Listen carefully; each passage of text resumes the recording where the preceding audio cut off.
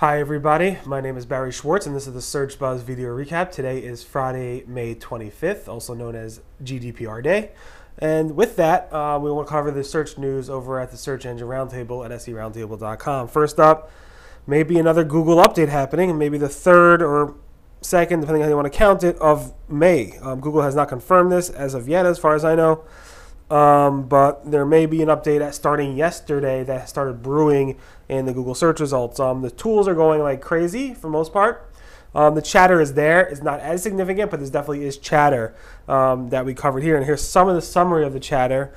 Some are saying it might be like a rollback of what we saw earlier in the month, May 14th to 17th. And you can see like the scales are off the chart with some of these tracking tools. So if you did see any changes or whatever, definitely join the conversation. It's definitely not as many comments as a typical Google update, so I'm kind of leaning towards to say maybe it wasn't a big update. Maybe it was something, just a blip in the radar, a tweak or something. The big news also this week is that Google has stated that they're taking legal action against one company specifically that has been calling, a local SEO company that has been calling around, pretending to be Google and threatening to remove businesses' local listings in Google Maps and Google Local Search. Google said the Federal Trade Commission brought action against this company called Point Break Media, and they're also taking action against the company, as you can see over here. And they also talked about different techniques and methods that they use to kind of help people report these types of actions, a new tool they can report spammy actions and so forth. This has actually happened once before, about a year or so ago. But it's good to see Google keeping up on this and taking action, not just by removing listings, but also by going after the companies that are actually doing these things, because it could be pretty scary when you get a phone call from somebody that says they're from Google, acting like they're going to remove you from Google. This is interesting. There was a conversation with Josh Bashinsky as well as one of the heads at Google Search called Paul Haar about Google's bias, and Paul went ahead and admitted that we do kind of have a bias in our answers and our search results to a scientific truth, and there's a whole conversation going back and forth between the two, and you can see that over here. It's just an interesting conversation. He's referencing the quality raters guidelines and how Google looks for truth and relevant content and so forth. And we discussed this several times in the past, but the conversation is pretty interesting. So definitely take a look at that. Google said the Ajax crawling scheme, which was introduced back in 2009, or I believe 2009, is really going to be killed off soon. They announced in 2015 that they're going to be killing it. They said last year it's going to be going away. It's supposed to be going away in Q2 of this year. It still works, but it should be going away sooner than later. Here, John responding, why are you still using it? Basically said this team keeps asking him, John, can we finally turn it off now? And for a while, so I assume we'll switch over completely sooner rather than later, and make sure your pages work without using the escape fragment URLs when you're using your Ajax and JavaScript type of URLs. SEO, is it harder now than ever, and what has changed? So I saw this interesting conversation at Webmaster World. Maybe once a month or so I'll write something like this where I go through my own thoughts about SEO and so forth. Not even once a month, probably rarer than that. In any event, I go through what I think has changed over the years. Obviously the things you would expect: quality content, sometimes less is more, less content is more, less pages is more. Google's better at links and stuff like that. User experience is more important. There's obviously more competition across the years, as well as the Google UI changes also make an impact. So definitely take a look at this if you're interested to see what has changed over the years. There's also a great conversation in the comments area, so definitely take a look at that as well, and go to the Webmaster World thread to discuss it as well. Google Trends has updated their interface and features. It's been a while since they updated it, and they did an update. This is really focused on journalism and journalists to get more information. And basically, Google said they revamped the trending searches section, showing what's trending in search right now, both daily and by minute. Newly designed section where you can see the Google Trends data stories curated by the News Lab team. Easy access to year-end search data going back to 2001. And also new infographic types such as intensity maps to compare different topics in more meaningful ways.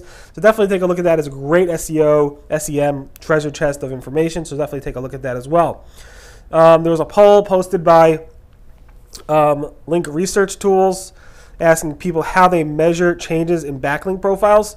And the results are pretty interesting. So how do you measure, the question was, how do you measure growth or decline of your backlink profile? What's your most efficient way?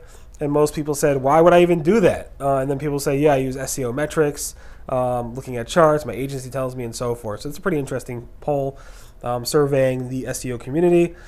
And I did a poll a while ago asking, can you go ahead and have you ever gone ahead and actually hurt somebody using bad links, negative SEO, et cetera, et cetera? We got 375 responses, and of those who responded, well, a lot of people said they never tried, but of those who actually responded, 59% said yes, they were able to, and 41% said no, they weren't able to. But of the whole 375 people who responded, most of them did not try. 66% said they actually never tried to hurt anybody else with bad links. So that's good. We have a pretty good community out there.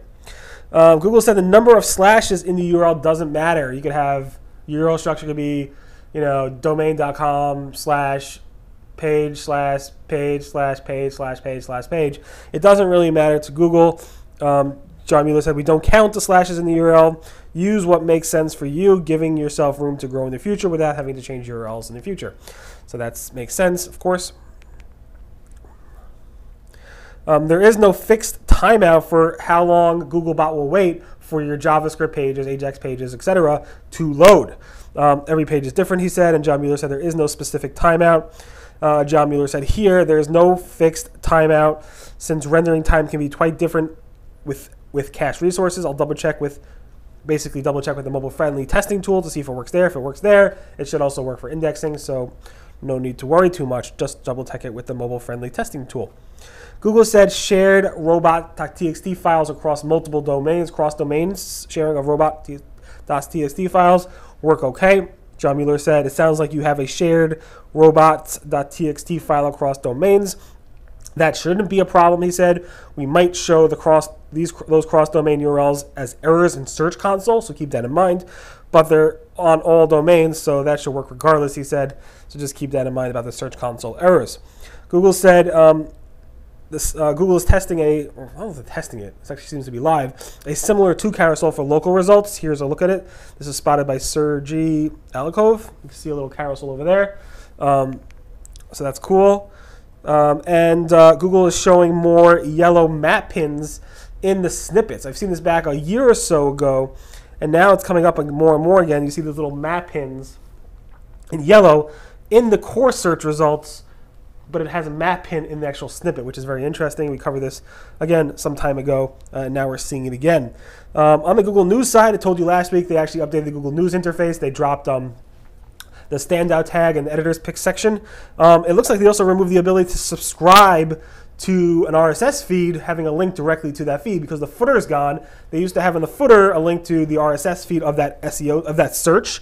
So if you're doing a search, let's say for SEO, and you want to subscribe to that on your favorite RSS reader, you can. The only way is to either use the follow button, which I guess customizes your Google News subscriptions, copy the link, Google Plus, share it on different places.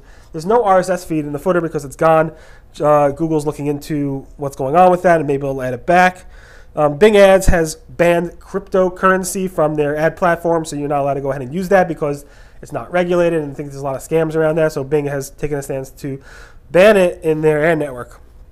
And Google removed, or not really removed, but kind of downgraded the "Don't Be Evil" slogan from their code of conduct. So instead of it being at the top of the page and starting off with "Don't be evil," they've removed it all the way to the bottom and said, hey, where's that quote? Basically saying, and remember, don't be evil. If you see something that I think isn't right, speak up. And that's all the way at the footer of the code of conduct, and people think that Google has changed. Finally, we like to honor certain personalities and people in the industry who have really shown that they made a difference to not just the whole community at Y, but also individuals.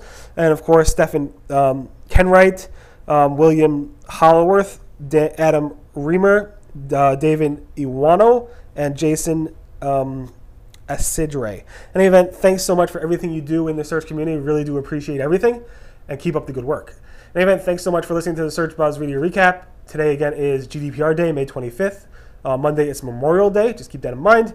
And everyone have a great week. Again, this is the search news we covered over at the Search Engine Roundtable at seroundtable.com over the past week. Everyone have a great Memorial Day weekend, and see you guys next. Bye.